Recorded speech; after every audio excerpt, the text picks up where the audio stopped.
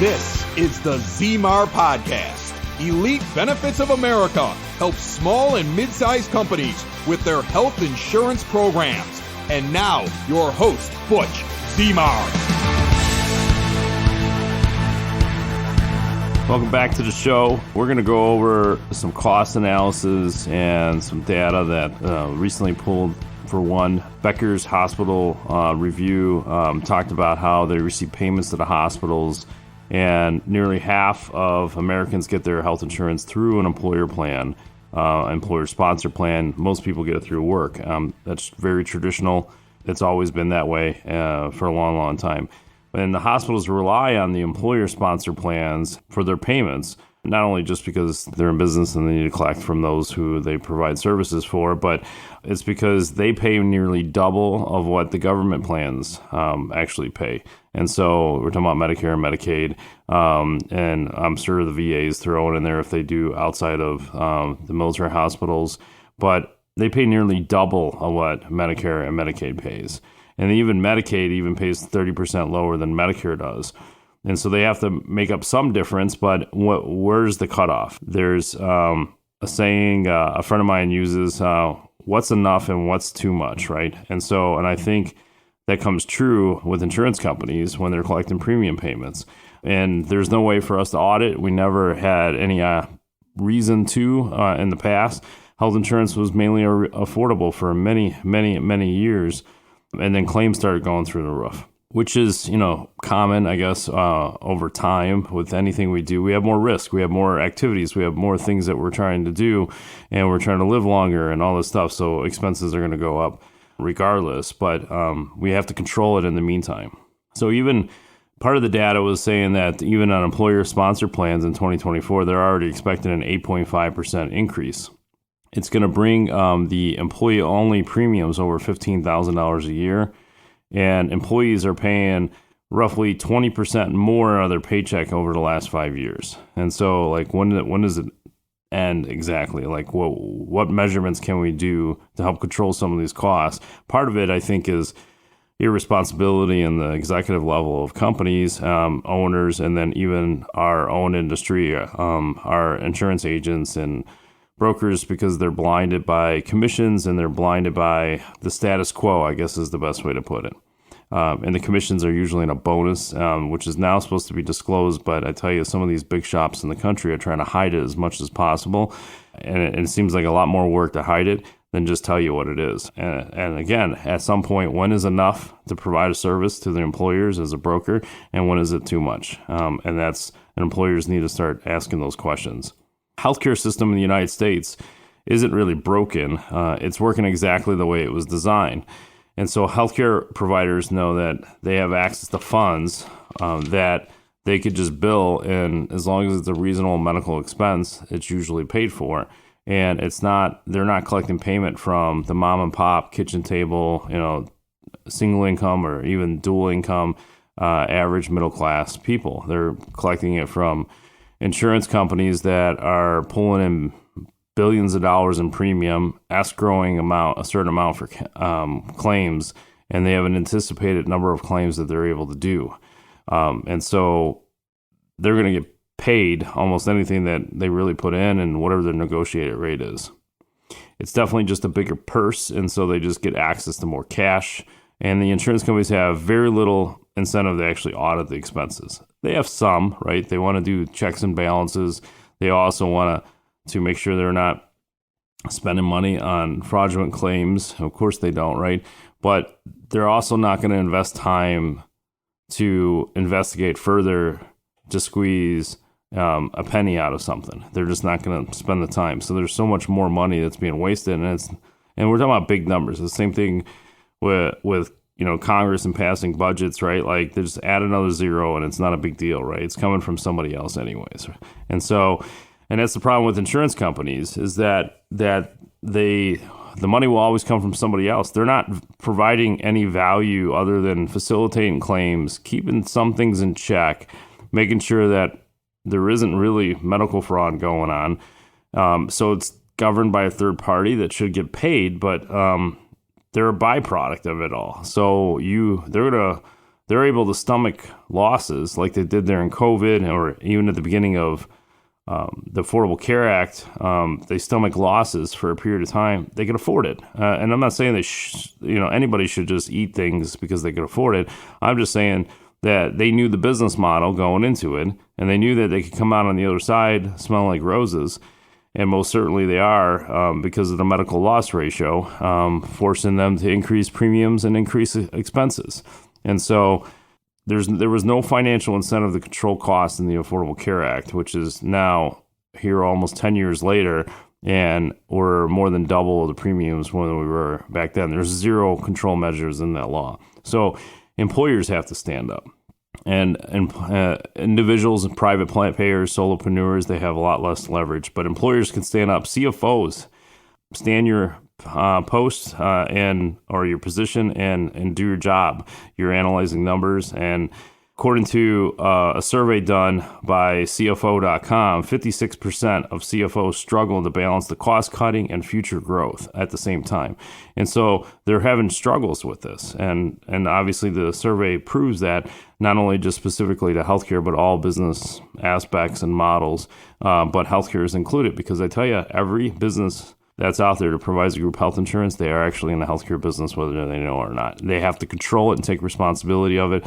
They can't just close their eyes, delegate it to HR, maybe some authority back to the CFO, because they have to justify their position, and then they just, away they go. And they have no idea if they're getting overcharged by $1 million a year or $10,000 a year. They have no idea. It's just a blind shot, and they don't do anything about it. So, but in this survey with CFO.com, they indicated that only 26% that were surveyed, and there was like 1,400 finance leaders that they surveyed, said that they were evaluating new ways for a new business model.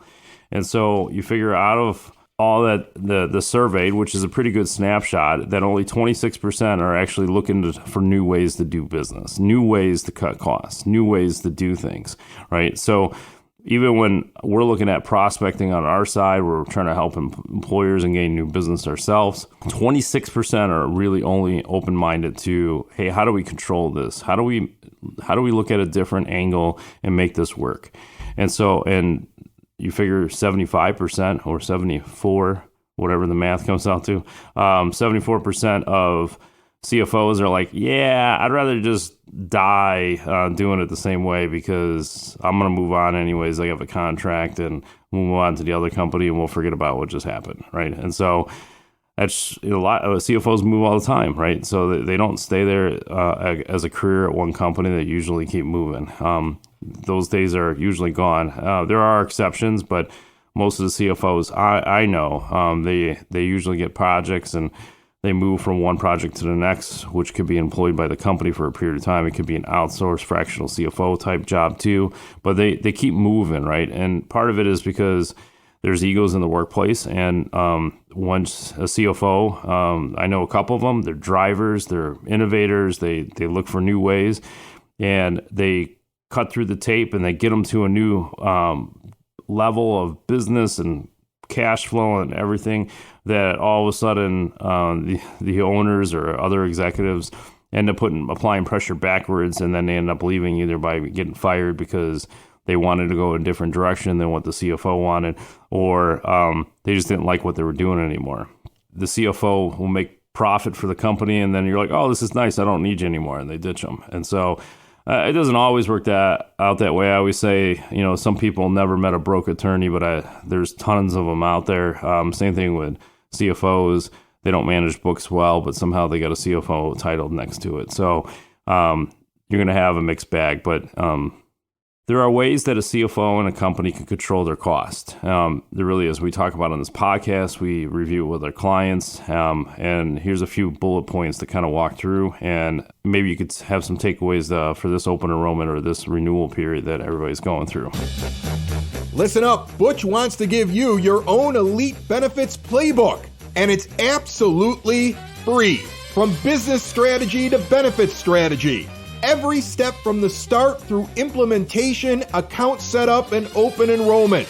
Working through service requests and the process of renewals. A valuable look at your company, your insurance options, and how to make the process easier on you.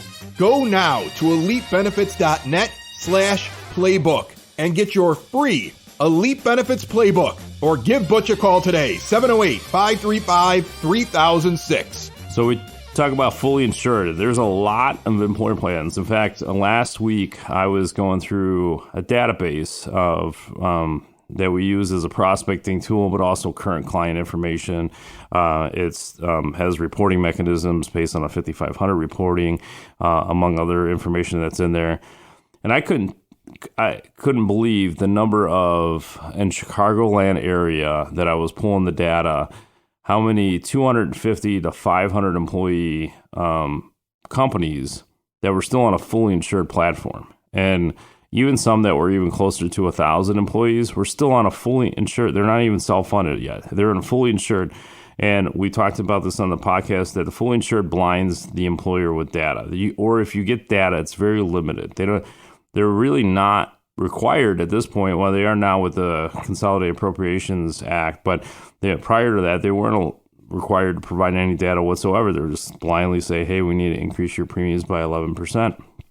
And then you fire back, or the broker fires back and says, when is it enough, right? Is that too much, right? So I'm going to say it's too much. So what can you do better? So they lower it to 9, or some cases they'll go lower and maybe it's 6%, right? And so you feel like you're the hero, you're wearing the cape, and instead of having 11% increase, you only have a 6% increase. And so you feel like you're doing your job, but there's no way to support it. You don't even know if they increased it to 11%, knowing you were going to push them back down to 6%. Yeah, and it's just this game. Some of it's we don't have any control. We have an employer that's on a self-funded program, and they came back with literally 11% increase. And they said when I challenged them a little bit and saying, hey, from the data, this looks like a decent account for you. Like, there's some claims going on, but they're not spending a whole lot of money in ratio in comparison to the premium. And the representative was like, yeah, good point, right? And so they immediately told me the most they're giving off right now is 3%. And it's like, okay, well, ask them for the 3% down. And so they went back, and a day later they said, okay, they approved it, right? So we went from 11% down to 8%. And I'm thinking to myself, like, why are we wasting time on this? And maybe in this case, they didn't look at the data. We had data to go back and say, hey, the ratio we're looking at, premium to claims, looks pretty good here. Can we have a little more justification for 11% increase? And obviously they didn't, so they lowered it, and that was the most they were willing to lower it, and probably because on other trends that are going on too. But still, that's a prime case of, it's not us, pounding our chest and putting the cape on. We use data to go back, and it could have been easily an oversight in this case, because we were using data that supported what we were arguing, right? And so you can't do that on a fully insured. It just doesn't exist.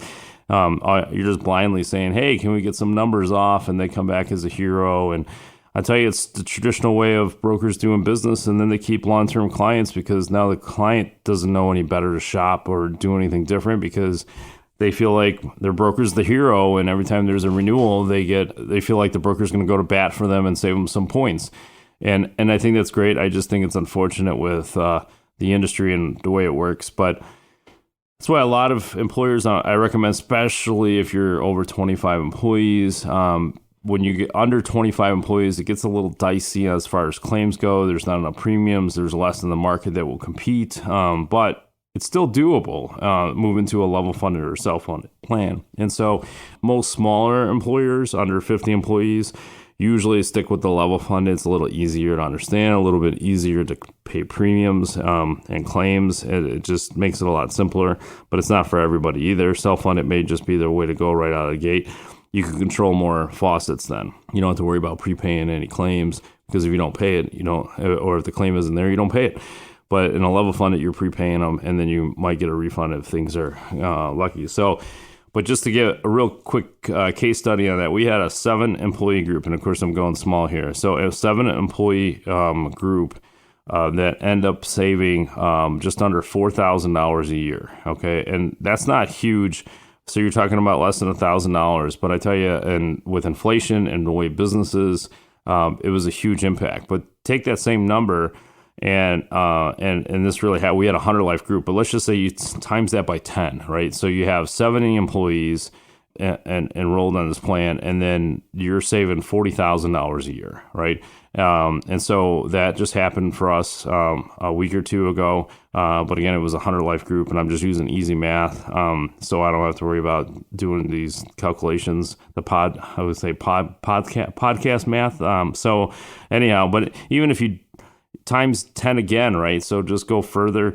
You have a 700 life group, and this is realistic. We've actually had cases like this, 700 life group, but they're saving $400,000 a year. Like, what does that do for your bottom line?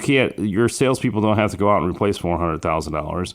It's $400,000 just coming right back to you that you could redistribute to do whatever you want with it. Sure, you could keep it for yourself if that business owner that sacrificed all those years. But most people will reinvest it. They might add another product for their employees or switch things up so that the employees are paying less. Gives opportunity to maybe finance some machinery or expand in a new market, whatever it is, right? And that's a lot easier to deal with than trying to predict some forecasting sales when you don't have contracts in front of you, right? So definitely something to consider, especially on that front. And I would say that happens a lot. And it doesn't happen every single time because we have employers we apply and they're only saving $1,000 a year for the entire group, and it could be 50 employees or 100 employees. It's not worth the hassle of making any switches for $1,000 for that size of company. So it could go that way, but why not take a look at it and see?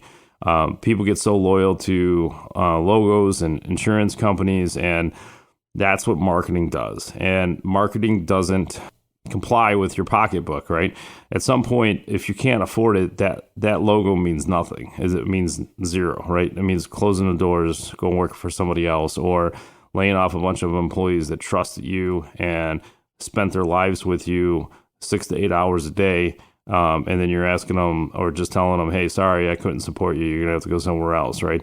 And some people are heartless, but there's lives at stake and, families at stake where now they have to figure out what their next deal is or next opportunity. And while they're sitting there, eating dinner, trying to tell their spouse and their family that they're out of a job because the employer couldn't figure this out. All right, moving on. So with the level funded or self-funded, not many level funded do it. So you might have to move to a self-funded platform or find a program that offers both with the reference-based pricing mechanism in it. And reference-based pricing does have some downside, has one downside, and I'll go over that in a second. But I tell you, what it does is it already just has agreed upon they're going to pay a percentage above Medicare.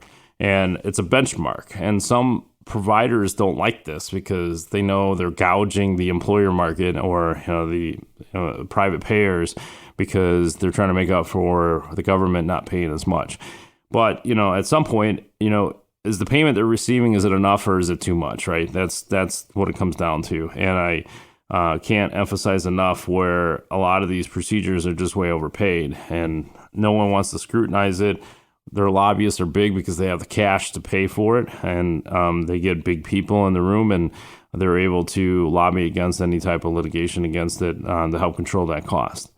Even with the Transparency or No Surprise Act that the Trump administration had passed, there's supposed to be a menu board at these hospitals and providers now.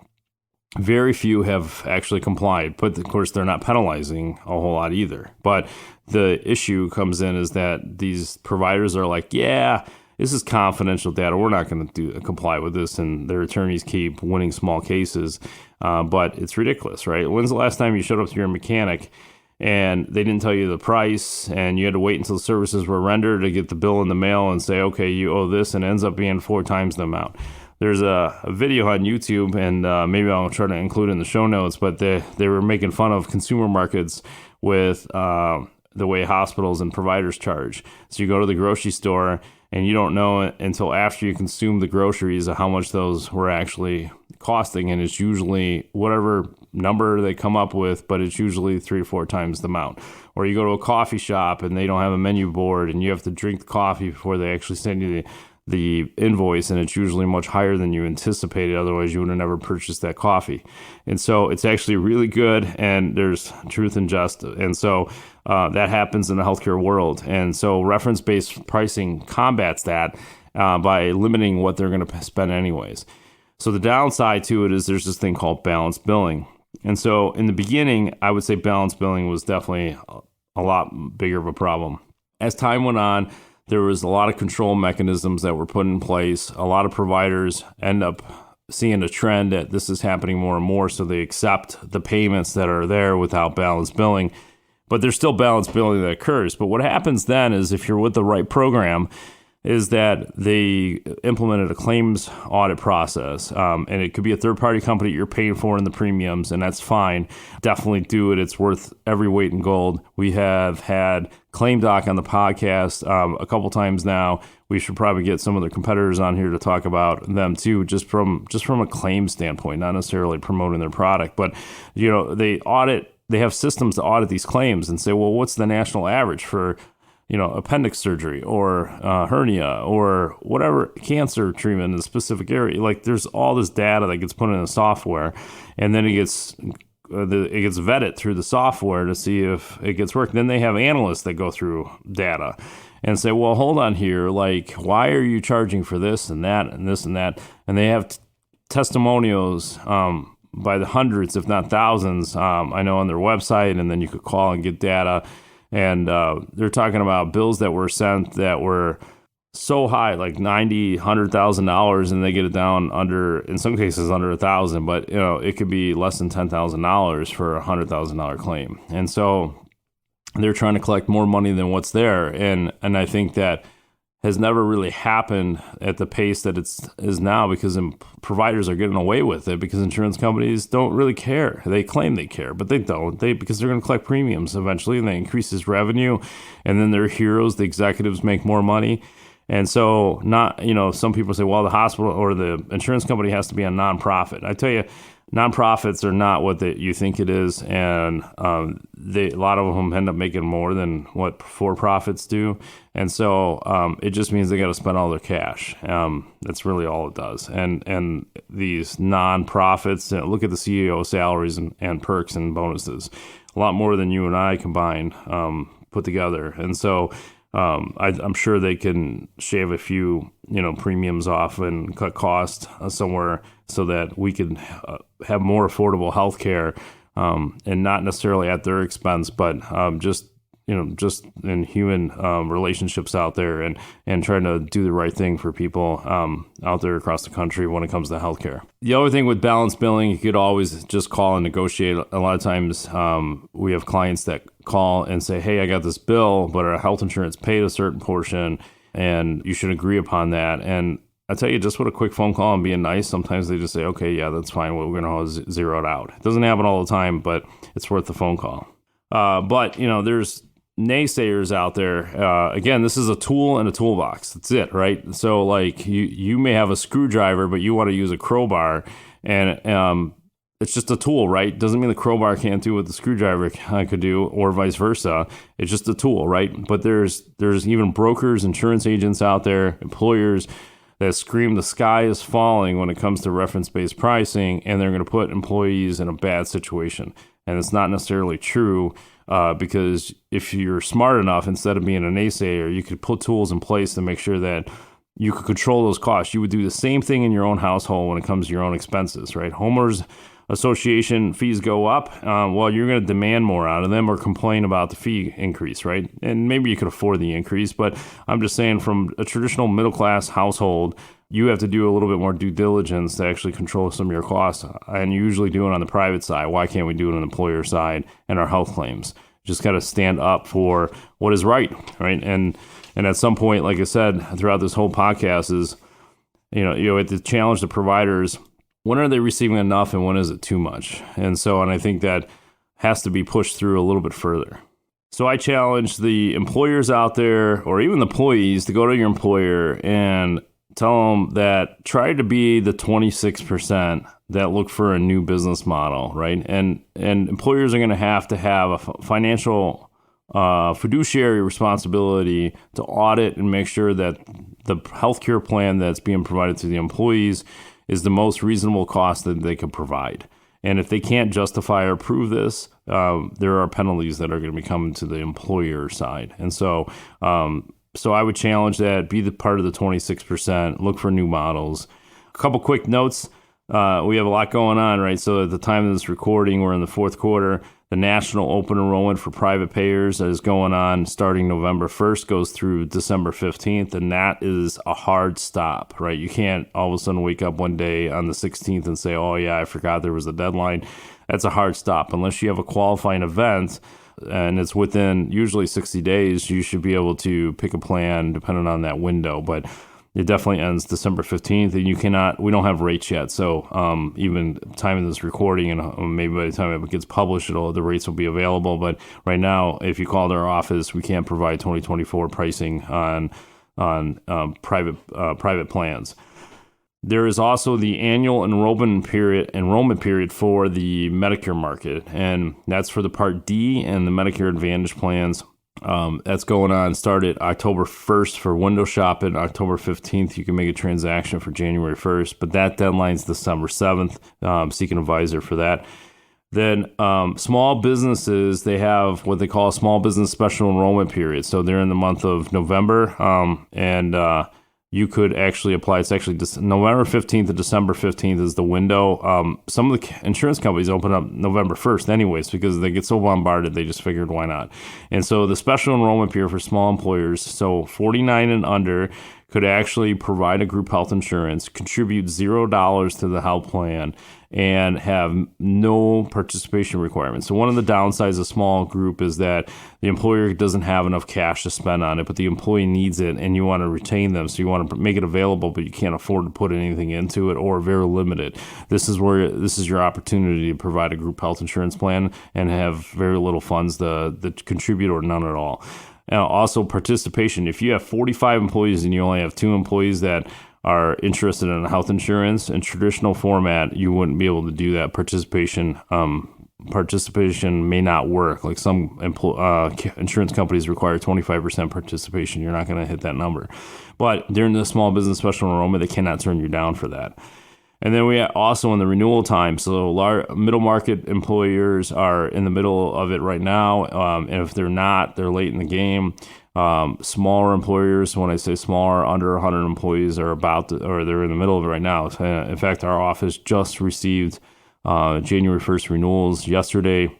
And then a couple of days ago, we were gained access to January 1st pricing for under 100 employees.